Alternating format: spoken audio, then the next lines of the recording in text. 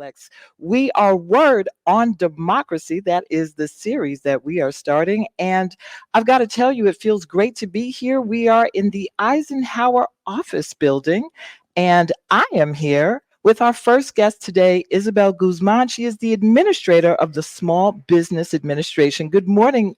How are you today? Good morning, Tonya. I'm great. Great to be here with you. I want to ask you, the Small Business Administration has so many resources, but it doesn't always seem as though African Americans are taking advantage of them. Can we expound on that a little bit? That is 100% accurate. And I would say that that is why President Biden and Vice President Harris charged me day one with ensuring that the agency could deliver on equity. As our nation really depends on these great entrepreneurs with their ideas and their grit and determination to create jobs, to create output for our country. They're vital to our economy. And small businesses create 2/3 of net new jobs. They build wealth, generational wealth. And so the fact that we are not seeing equity in the programs is something of great concern to this administration and what we've been fighting for specifically. And especially in the light of the fact that the Biden-Harris administration has seen a small business boom in this country, and women and people of color, in particular Black Americans, are leading that charge. There's been a doubling of Black households that have small businesses, and we've seen the highest rates of new businesses in 30 years in the Black community. So we need to make sure that they're armed with affordable capital and resources to grow their businesses and revenue opportunities to see scale and growth in their communities. But in all the ways that Black businesses get their funding, cash is first, and small business administration loans are dead last. What are the barriers to people being able to access that capital? Mm-hmm. And capital is king. You need capital to grow your business. You need it to employ people and create, go after those opportunities. And so, too many times businesses are left to bootstrap or depend on high interest credit cards or predatory lending. The SBA was specifically started to fill gaps. Actually, back in the Eisenhower administration, when the Eisenhower building, but really, it has not done so effectively in underserved communities. And so, in the Biden-Harris administration, we focused on simplifying our products, changing the way that our lenders underwrite to include more borrowers that don't necessarily have that huge collateral on hand or generational wealth to leverage. And so those changes have been instrumental in why we've seen nationwide a doubling of our lending, more than doubling of our lending to Black entrepreneurs. That's a historic change. That's not just reflective of the boom, but also of the change in our policies, an increase in small dollar lending, startup capital. I've been meeting with businesses around the country, a new gym in Texas started by a Black founder, a new venue in North Carolina. They were able to access SBA funding to launch in a big way.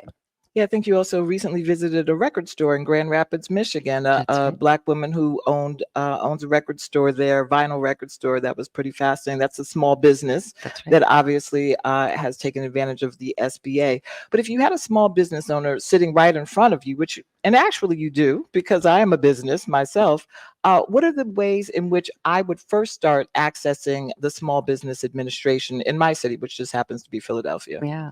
And we have resources on the ground across the country. So first start at sba.gov and you can get local resources online, connect to, Temple University has an SBDC. We have other small business development centers in the community, a women's business center. We have SCORE mentors. If you connect to some of our partners on the ground, that translates into connections to our lender network as well. But we've tried in the Biden-Harris administration to build trusted networks as well into communities that we've left behind in our relief programs, that we saw during COVID, for example, which the Biden-Harris administration tried to change in 2021 by getting capital into communities effectively. But we know that we have to partner differently to bring in communities that have been left behind. So National Urban League, the U.S. Black Chambers of Commerce, as an example, have spoken folks across the country in which they're trying to connect our Black entrepreneurs into the SBA. Because SBA is about capital, but it's also about revenue growth opportunities, contracting with the federal government. And we've seen an increase in almost $500 million in contracts to Black businesses last year, marching towards President Biden's goal of increasing our contracts to this community. Not only that, but we connect to trade opportunities, digital e-commerce. As these businesses pop up, getting online, getting into the e-commerce network is critical for growth. And so we all of our resources on the ground in Philadelphia can connect to SBA's programs, but we know that sometimes that might mean going to a couple before you feel comfortable. We're also trying to expand our online resources. Black borrowers are more likely to go straight online for capital than into a financial institution. We're aware of that. And so we're updating a tool that's at sba.gov/lendermatch, where you could put in some basic information and connect to not only banks, but our mission lenders who are nonprofits who are focused on filling gaps in community and using our rule changes to really boost lending numbers. I wanted to ask a little bit about federal contracting, because that seems to be a way that people can, in fact, get access to funds from the federal government, but maybe not a way in which African American entrepreneurs know as much as they should about. So what can you tell them about becoming a federal contractor? And it's a powerful tool to grow your business by doing business with the largest buyer in the world, the federal government. There's over $700 billion in contract opportunities that are targeted towards small businesses every year. You said 700 $700 billion billion is Okay. eligible. We're continuing to try to grow that. Last year, we had $170 billion in prime contracts, $70 billion in subcontracts. But if you think about, pathways to wealth, the 8A program at the SBA is one of the most powerful ones. The top Black billionaires, it's Robert Smith, the investor, but followed by David Stewart from Worldwide Technologies. And he grew his business with the 8A program early on, this technology company. And so we know it's a powerful tool to creating wealth. We've just launched a new initiative called Empower to Grow, where we connect communities, small social disadvantaged businesses, those who are eligible for 8A and beyond, to resources to figure out how to get certified, how to connect to contracting opportunities, how to win contracting opportunities. And so connecting through our district offices in Philadelphia is where you start to try to learn about these opportunities. People think of the federal government, and some of them think of layers of bureaucracy. So are you saying that there are ways that people can interact with the Small Business Administration, that they can get help with this process along each part of the way? Yes. I mean, we know that small business owners have to wear many hats. You do it every day. It's a challenge to try to weed through all that content and that information. So we try to provide that customer first approach to the way we do business at the SBA, and that's how we've shifted. We want you to come in and get that hands-on approach, or come online and get the information that you need to really run and operate your business successfully. Going to our Small Business Development Center, our Women's Business Center, some of the partners I mentioned that we've extended navigator support through, or our district offices is where you start. But know that we have a public-private partnership that's unparalleled. We've been in existence for 70 years, and use those public-private partners. We fund micro lenders who give technical assistance so that while you're getting capital, you're getting the financial knowledge and wherewithal. So I encourage people. This administration is fighting hard to ensure that all of our entrepreneurs can succeed and can connect to opportunities as we invest in America at historic levels.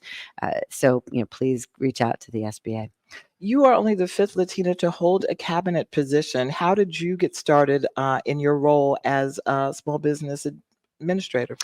Well, I've been a small business owner and an entrepreneur and advising other small businesses for my life. I've had various businesses, from light manufacturing in the framing industry to consulting at a high level, and government contracting, actually. So I was, at the time during the pandemic, leading on small business in California.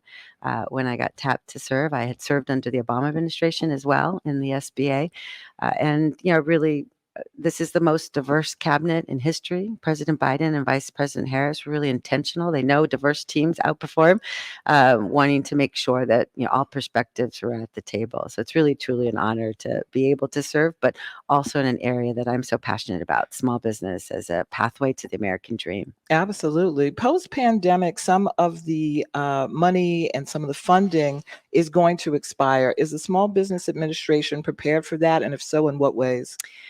Well, the SBA scaled dramatically to get out COVID relief, the economic injury loans or the forgivable PPP loans. In the first year, President Biden's administration, we put out $500 billion between SBA programs and COVID relief. While the COVID relief programs are expired, SBA still puts out over $50 billion every single year. These are through investments. We have investors that we're diversifying. So the check writers look like the businesses we're trying to serve who are starting businesses at the highest rates, like Black entrepreneurs. We have an expanded lender network that puts out over $34 billion every year. We have, of course, bonding if you're doing contracting. We have innovation grants these are non-dilutive grants from the federal government for those science and technology-based entrepreneurs out there. So there are lots of funding opportunities at the SBA that we encourage people to dive in and learn more. And this agency is meant to spur innovation and competition through entrepreneurship. And that's what our entrepreneurs are all about. As an entrepreneur turned administrator, what advice would you give someone who is thinking about starting a business? What should they do first? Well, I think it's you have to, as President Biden often says, which I love this, is you got to know how to know. But really, truly, those resources out there, the information, it's extensive, but relying on trusted partners to get the latest information for your business is really vital. I think you're constantly learning as a business owner.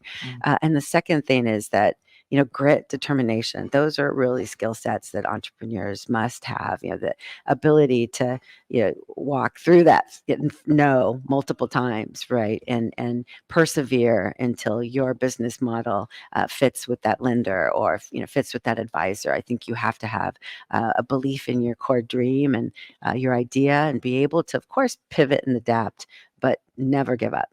And the best way to get started is starting at sba.gov and finding out what is the best fit for you. Is that how you would encourage people to get started? 100%. I mean, we've seen that success outcomes improve when you use SBA resources, whether that's our free advisors in the field or our affordable lending. I'll give you the example of Full Circle Brewing. It's the largest Black brewer now in California. They've started with a very small dollar SBA loan and have grown substantially, been able to acquire the right equipment to be able to can themselves, and that's what positioned them during the pandemic to grow at scale. We're out there, making sure that we can replicate those scalable successes. SBA has helped launch FedEx with its investment products, Tesla with investment products, Qualcomm, 23andMe with its innovation grants, Chobani yogurt and Sweet Greens with its loans. We want to make sure that our programs find those next incredible scalable Black entrepreneurs and those Main Street entrepreneurs that are redefining neighborhoods, because our country depends on their success. Thank you so much, Administrator Guzman, Administrator of the Small Business Administration. We appreciate you spending your time with us on Reality Check this morning. Thank you, Tonya. And we are